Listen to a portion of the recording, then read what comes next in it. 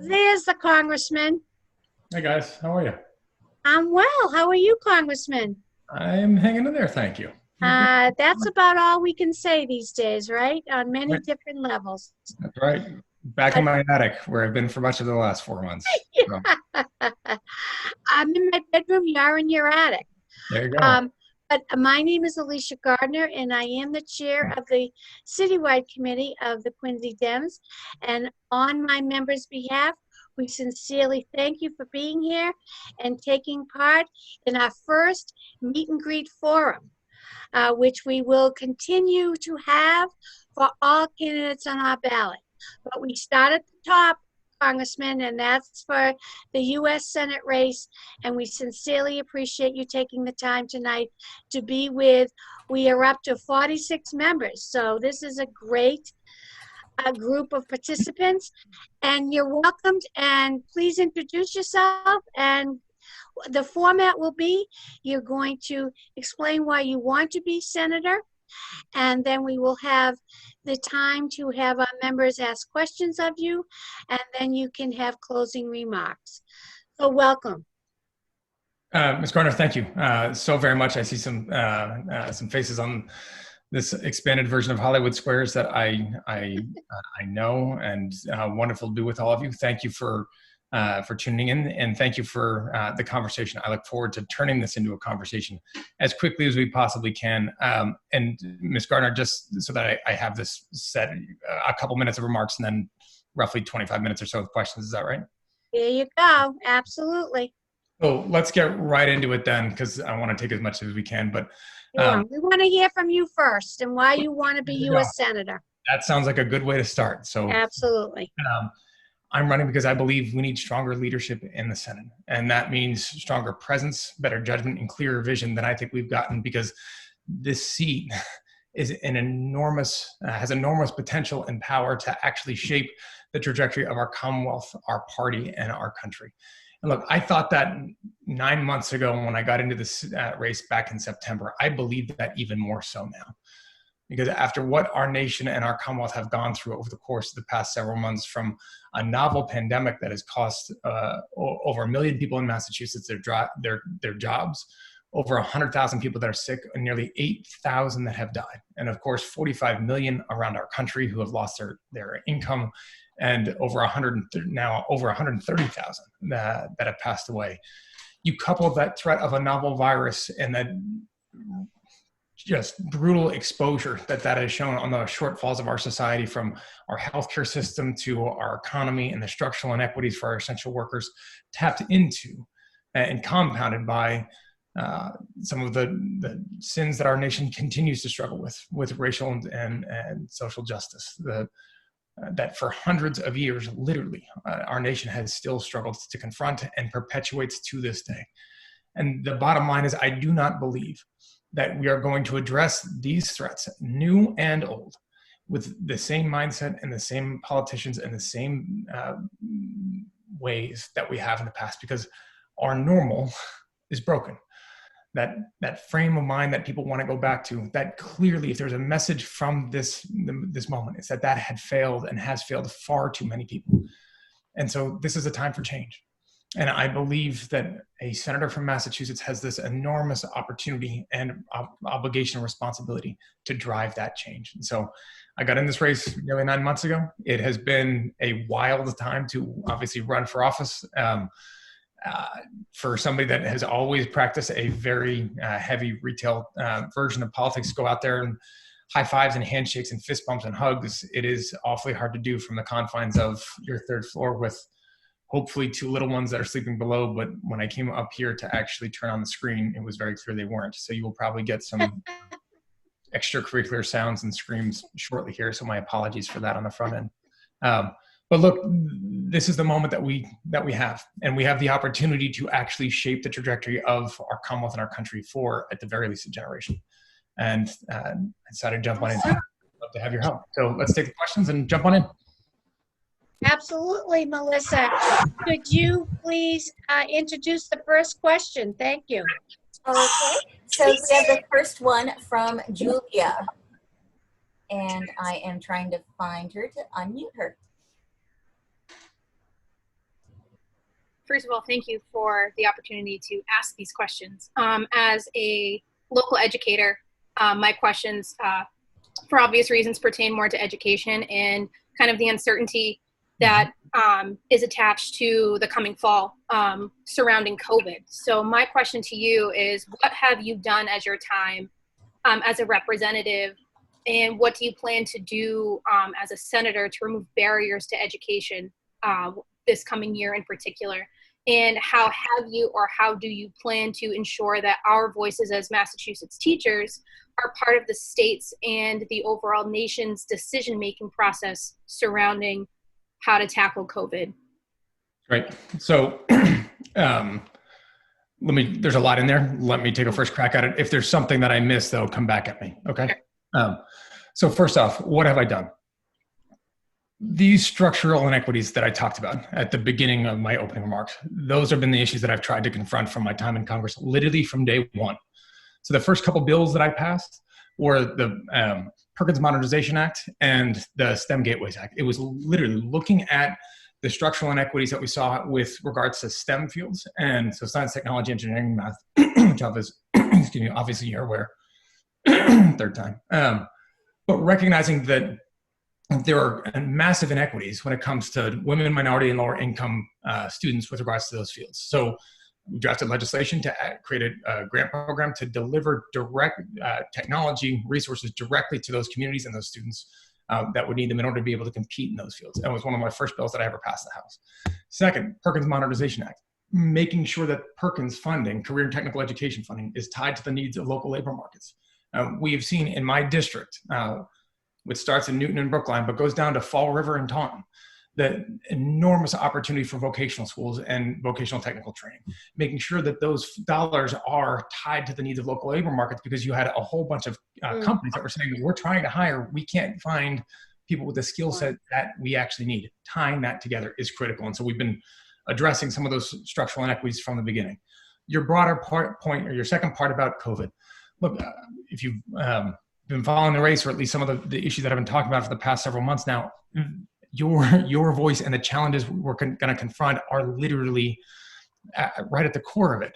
You are seeing states that have laid off, or Massachusetts alone, that has laid off over 2,000 teachers in the last couple of weeks. And I've been at demonstrations for many of them, from Brookline out to Worcester and others.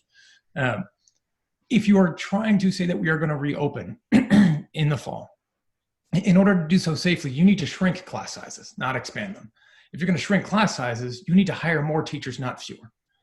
And if we are going to do this in a way that addresses the massive trauma that so many families are going to face, students that are going to face because they were kicked out of school, essentially school year stopped earlier, who knows how many of them are going to have access to enrichment because summer camps and other educational opportunities are not going to exist through the summer. Distance learning is great for basically no one, and it gets harder for the less advantaged and for folks with English as a second language if they expect parents to come in and try to fill that need. And then we're going to push them back off into a school year in the fall and say, hey, let's act like you didn't miss anything. And that tension is going to get worse, not easier, particularly with the burden that we put on teachers. So the accommodations that need to be made in order to smooth out this tension, which comes most critically on the shoulders of our students, has to be done with students, parents, and teachers at the table. And I've been screaming and yelling and jumping up and down about this now for an awfully long time. The last piece I want to say to this about this, Julia, I ran around the country last cycle trying to flip the House of Representatives. And we were successful at doing that. And that didn't flip just because of my efforts. I'm not saying that. But I am saying that I was in nearly 20 states helping to flip the House. Why?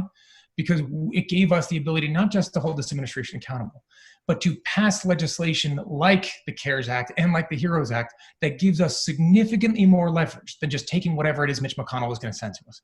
I was in nearly 20 states. Senator Markey was in 0. So I do put this back and say, look, it's not about the efforts to identify these structures of inequity. You have to then, if you are a member of Congress, House or Senate, you have to take them on. And I believe I have. Wonderful. Thank you so much. Thank you. Thank you, Congressman. Melissa, next question, please. Yes, our next person is from Norma, and I'm just going to scroll down till I can get her. All right. Yes, good evening, Representative Kennedy.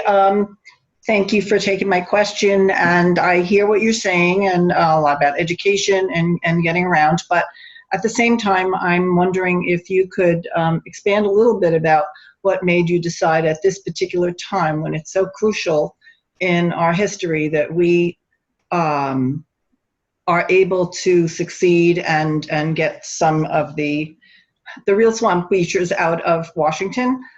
Senator Markey is very progressive. He's very well positioned in the Senate. He's experienced, mature, and has a very good record and good relationships. What is it that you feel you can offer that and do that he's not able to? Norma, thank you. And I appreciate the chance to kind of to expand on this. Look, if you've been watching much of the race, this is a bit of an odd moment, because I do think Senator Markey's a good and decent man. That's not what this is about.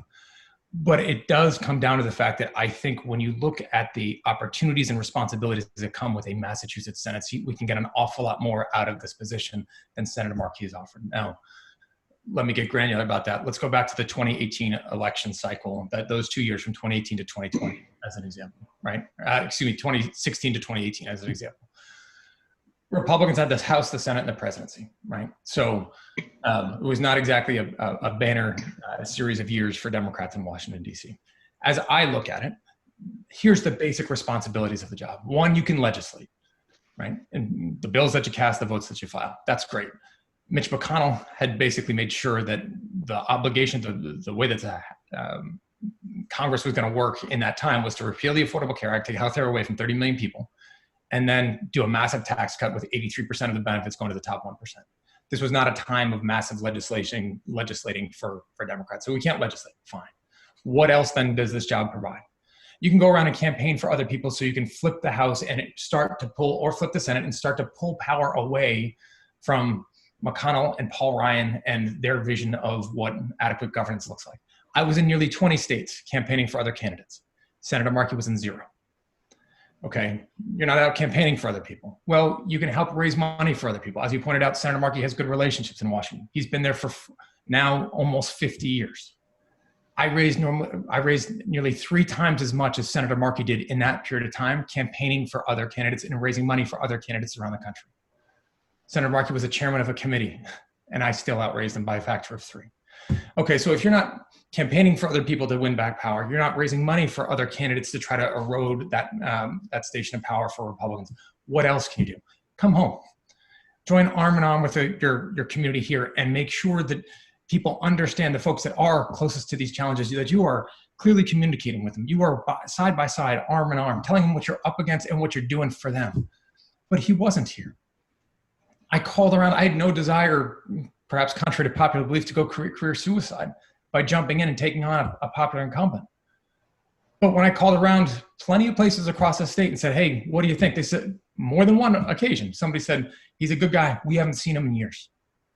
And so if you believe that 2 years ago was an absolutely critical time for Democrats, that we were looking to have the House, the Senate, and presidency, and a progressive Supreme Court for the first time literally in at least a generation, and instead we got swept. And you are a senator from Massachusetts, and you can do something about it because you have to. But you weren't legislating, and you weren't campaigning, and you weren't raising money, and you weren't at home, then I'm sorry, that's not good enough. And this position, this place, is far too influential and far too impactful. And how do I know that? Because I did all of those things as a lowly House member in the minority. And you can't tell me that I couldn't do more of that and others couldn't do more of that as a US senator from this state. And that's why I got in it, because this moment is too important and this time is too critical to accept the fact that voting the right way and filing the right bill is somehow enough to be a United States senator for 6 more years, given what we are up against. I'm sorry, I just don't believe it is. Thank you. Okay. We have another question, Melissa. Yes, we have a lot of questions here. The next one Good, is called- because we've got about, I would say, where are we? About 7, 8 more minutes, Congressman. Let's do it. Okay. And we might be able to go past 8, or the Zoom meeting might automatically end. We're going to find out. We will find out. So the next question is from Colin McMahon. Congressman, thank you for joining us tonight. So Senator Markey is older, but he has a history as a telecommunications expert and was a key part of the Green New Deal. It is clear going forward that we're going to need 21st century politics. So what fresh perspective will you bring to the legislature addressing new technology, new environmental conditions, and the resulting new landscapes that come from the two that we will have to, all live in the coming decades? Yeah. So look, great question, Colin. Let me come at it from a couple of ways. One, with regards to Senator Markey's leadership in the Green New Deal, I support the Green New Deal. I've been on it from day one.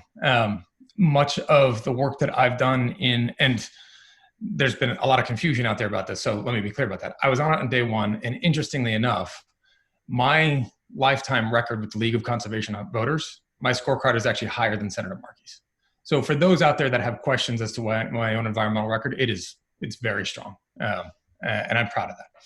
Much of the work that I've done and my focus on the environment has been focused on communities in Attleboro and Fall River and Taunton, and particularly in Fall River and Taunton, on environmental justice. So these are communities that you probably are aware, Fall River, old industrial manufacturing town, textile mills that have the median household income is $34,000 a year. They're still struggling to find that next firm footing. And we've done an awful lot of work. When I got elected, Fall River couldn't afford to pay their firefighters, police officers, teachers, and take out the trash. And then you had the once every 100-year storms that were coming through every 5 years would create this massive stormwater runoff that would go right into Mount Hope Bay, and all of a sudden you get hit with a massive fine because you were violating EPA mandates. And so we've done a lot of work there on CSO. I mean, this is not sexy stuff, but this is climate change, right? This is the nuts and bolts that get passed on to low income and folks that are barely holding on to the middle class, that is being passed off to them as a tax assessment because government is not solving the problem of environmental justice.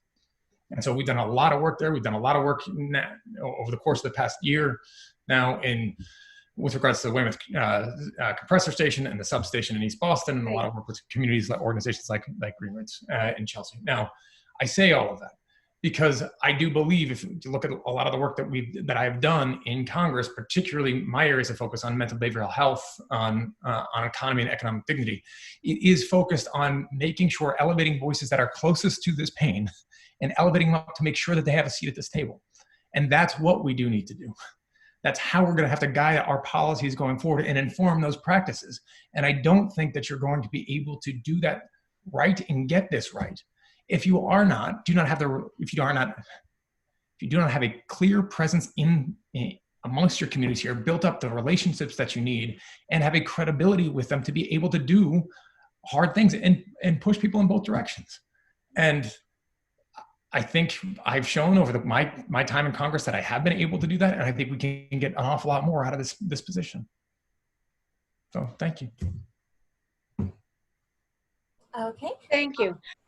Melissa, we do have time for one more question. Okay, so our last question then is from Courtney Madden. And so I'm just finding her. Depending on the length of time, Congressman, we might be able to fit in one after Courtney. Okay. Go ahead, Courtney. All right, thanks, Alicia, and thanks, Congressman, for taking all of our questions. I am a millennial like yourself. Can you hear me? I can hear you. I'm just trying to find you. Okay. Oh, I'm not on video, so. Oh, okay. You and I are both millennials. We graduated from law school at the same time. We have a shared adulthood, which is this constant conflict and economic recession, and then dismal recoveries that actually exacerbate economic disparities between the haves and have-nots. One of the areas that is continuing to push that is the student loan market. A generation that is completely saddled with debt that they cannot get out from underneath. They cannot be contributors to our economy, and then unable to save for retirement, be home buyers, all of these different aspects. To date, many of our senators, with the exception of Senator Warren, have been reticent to actually go after the colleges and universities as well as the lenders in any real way. Do you have any plans to kind of work on these economic issues that are facing right now the largest voting bloc in the country? So Courtney, yes is the short thing. You cut out, and I apologize, I think it was mine, cut out after you said senators aside from Senator Warren have been reluctant to X, and I didn't catch that. Oh, to really push the colleges and universities to be accountable in their aspect of the student loan market just really skyrocketing right now. The average cost of attendance is not equal to is not actually keeping pace with the cost of a salary. So like a teacher would spend more to go to school to become a teacher than they would in 4 years. He's got it, Courtney. He's got it. Let him answer before you run out of time. Thank you, Eddie. Yes. Look, so 100,000 foot level down to the specifics here, right? Our country has had guaranteed a pathway to a middle class job for every generation. And for our parents' generation, more or less, Courtney, it was a college degree, or excuse me, it was a high school degree, right? High school degree, you went to work for a factory, you got a pension and Social Security, and you weren't rich, but your basic needs were covered. Society, our economy has changed, right? You and I obviously know this very well, to the tune of $1.7 trillion student loan debt on the backs of the shoulders of students to have to borrow that money in order to be able to access the skill set to get into the middle class. And oh yeah, by the way, you still can't do it for things like not only the list that you articulated, but I'm gonna add in the haymaker for you, childcare. Because we have a childcare model that was predicated on the idea that dad worked and mom took care of the kids. And now you've got an economy that says, hey, you need both wage earners to work in order to afford rent or your mortgage. And if you're going to do that, that's great. Who cares for your kids? The cost of childcare from birth to 5 in this state and in 27 others costs more than college education. And you get 18 years and a 529 to pay for that, right? So this system, this economic system does not work, period. About 2 years ago, it was actually informed from my travels around the country where, you get the Democratic talking points on the economy.